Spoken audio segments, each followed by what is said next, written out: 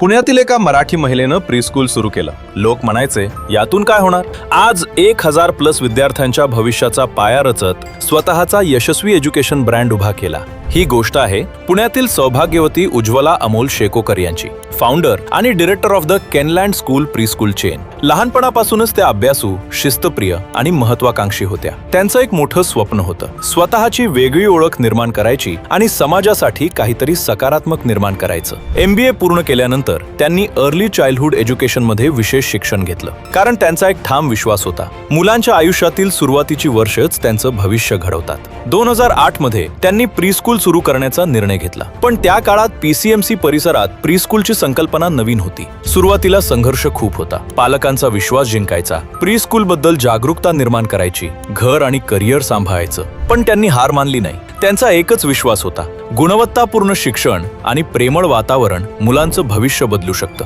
हळूहळू मुलांमध्ये सकारात्मक बदल दिसू लागले. पालकांचा विश्वास वाढला, शाळेची लोकप्रियता वाढू लागली आणि तिथून द केनलँड स्कूलचा प्रवास वेगानं पुढे गेला. 3 वर्षात जवळपास 100 विद्यार्थी, 5 वर्षात 200+ विद्यार्थी आणि पुढे हा ब्रँड अनेक कुटुंबांचा विश्वास बनला. आज 3 यशस्वी शाखा, 1000+ विद्यार्थ्यांच्या शिक्षणाचा मजबूत पाया, PCMC मधील विश्वासार्ह प्रीस्कूल ब्रँड, महिला सक्षमीकरण उपक्रम, प्रीस्कूल मालक आणि शिक्षकांना प्रशिक्षण, महिलांसाठी प्रीस्कूल फ्रँचाइज ऑपॉर्च्युनिटीज. पण त्यांच्यासाठी सर्वात मोठं अचीवमेंट काय?